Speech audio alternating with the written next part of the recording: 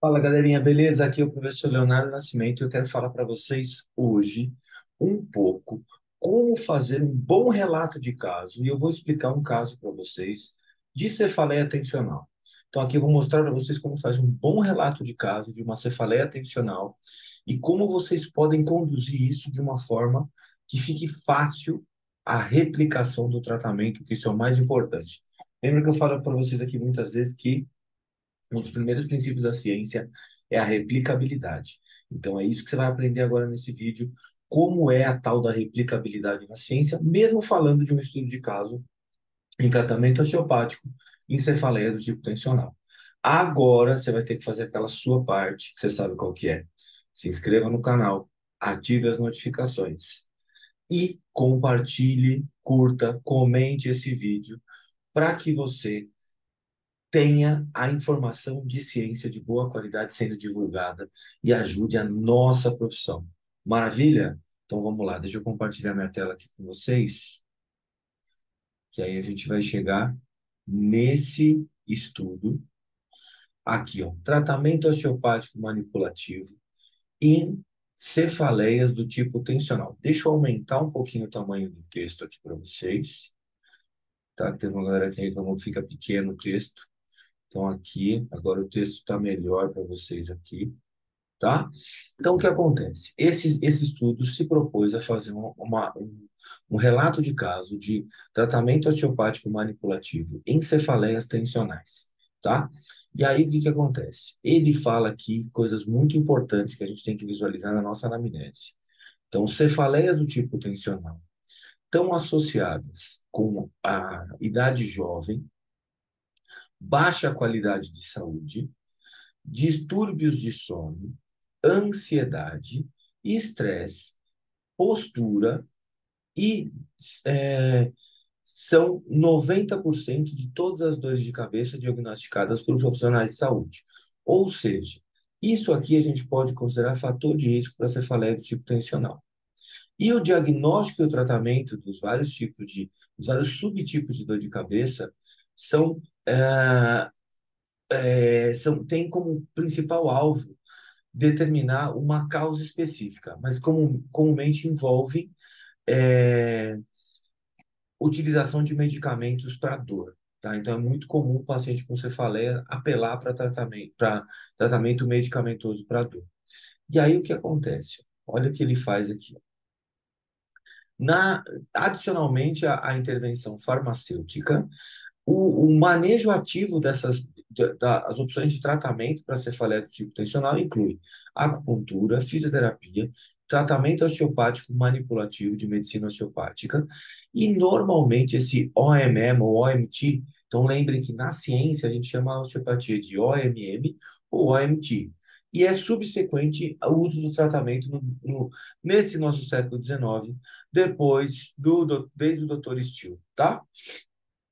E aqui está a apresentação do caso. Um homem de 28 anos de idade se apresentou numa clínica de medicina osteopática com um histórico de 3 dias de dores de cabeça piorando. A dor tinha iniciado na região suboccipital e, subsequentemente, irradiado na região superior da nuca e na circular em volta da cabeça. O paciente descreve a dor como profunda e muito incomodante, num grau de severidade 5 de 10 nas escalas de dor de face. E ele reporta também uma mínima melhora utilizando ibuprofeno, acetaminofeno e capsaicina, creme de capsaicina. Depois desse histórico médico, cirúrgico, família e social, não eram parâmetros importantes. Então, percebam aqui como ele descreveu legal o caso, como a gente deve fazer numa anamnese. Então, ele descreveu um caso, todos os pontos importantes que a gente deveria avaliar. O que, na minha opinião, faltou aqui? Uma ferramenta de incapacidade. Um tipo de questionário de incapacidade aqui ia fazer para mim total diferença no que a gente deveria encontrar, no que a gente poderia encontrar nesse paciente, tá? Um grau de incapacidade foi a única ferramenta que me faltou, que faltou, na minha opinião, para esse estudo, mas vejam como ele foi bem descrito e você consegue entender quais são os fatores de risco que eu conversei lá no começo, que foram mapeados aqui. O paciente, então, não relata trauma anterior, nem visão dupla, nem vertigem, nem fotofobia, nem pressão na região dos sinos, nem visualização de aura nos olhos, ou histórico de migrânia, ou seja, excluiu todos os outros tipos de cefaleia com esse histórico do paciente.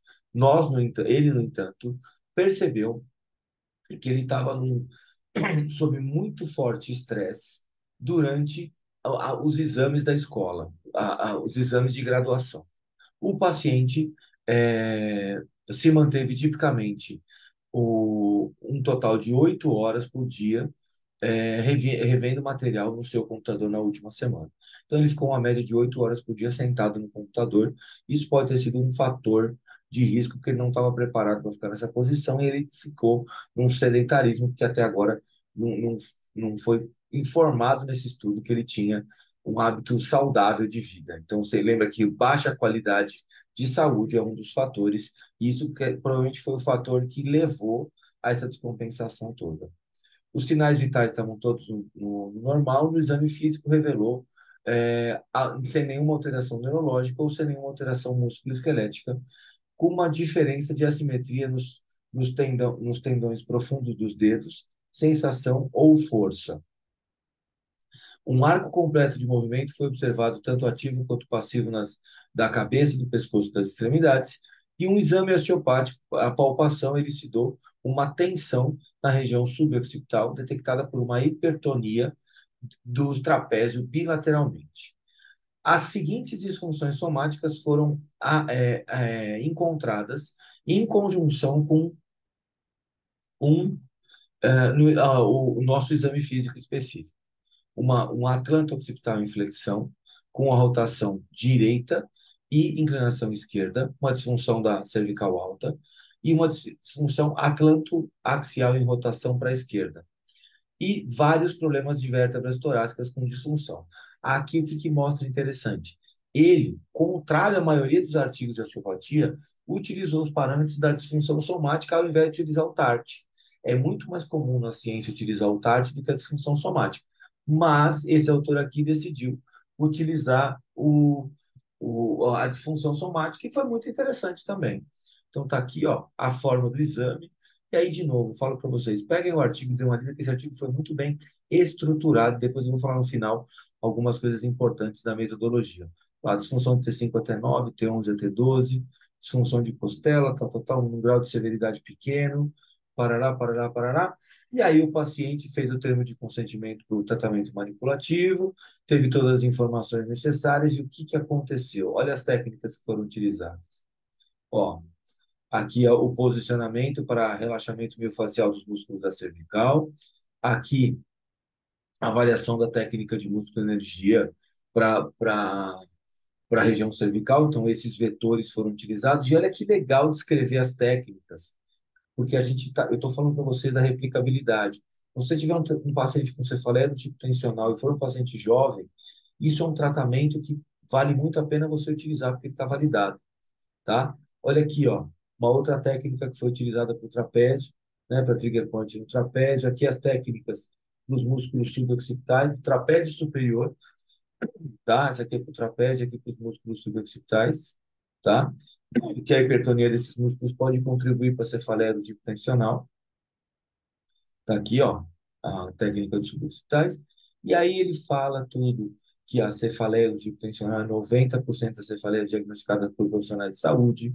Classicamente, ela se manifesta como não pulsátil, uma banda de pressão, ou até alguma sensação de banda mesmo, né, em volta do pescoço, né, de coleira em volta do pescoço. E paciente normalmente verifica medicação não esteroide anti-inflamatória ou drogas analgésicas, como ibuprofeno e aspirina. Uma história natural a gente tem, tá? Também dessas condições. E aí, o que acontece? Olha aqui, ó. Aqui era a região de dor do paciente, da cefaleia do tipo tensional. E olha a conclusão desse estudo, que interessante. A conclusão é a seguinte: cefaleias do tipo tensional são um problema comum nos cuidados primários e na medicina de emergência. Enquanto tipicamente a gente trata verificando se tem outras contraindicações, o tratamento osteopático manipulativo pode ser efetivo para o manejo de aliviar e prevenir futura ocorrência. Tratamento osteopático, não, tanto os osteopatas quanto não osteopatas devem considerar a utilização de tratamento osteopático manipulativo em cefaleia do tipo tensional, especialmente quando o tratamento padrão farmacêutico é inadequado. Chegando nos casos de cefaleia do tipo tensional, é crucial que a gente interrompa a cronificação desse sintoma que é muito comum. E aí, o que que a gente pode concluir de tudo isso? Olha aqui uma coisa interessante. Esse artigo foi publicado numa revista do grupo Curious. Esse grupo não é uma revista muito confiável, infelizmente, tá? Você pode olhar que essa revista, ela está na lista de Bells. Eu vou fazer um outro vídeo para você depois sobre essa lista de Bells. E aí, o que que acontece? Isso indica para a gente que talvez essa revista não seja muito séria na hora de publicar, que ela está na lista de revista predatória. Só que, o que que eu quero que fique de lição? Essa revista é uma revista predatória, sim. E a segunda coisa é, veja como foi a descrição do caso clínico, foi bem feita. Não sei se o resultado foi esse, tá? Não dá para afirmar se o resultado foi tão bom assim quanto o autor está falando. Como eu falei para vocês, uma revista com baixo crivo e faltou ferramenta de incapacidade no estudo. Mas vejam como foi bem descrito e comenta aqui o que que você achou e o que que você pode modificar na sua prática clínica com esse vídeo aqui e olhando esse artigo. Valeu, até a próxima.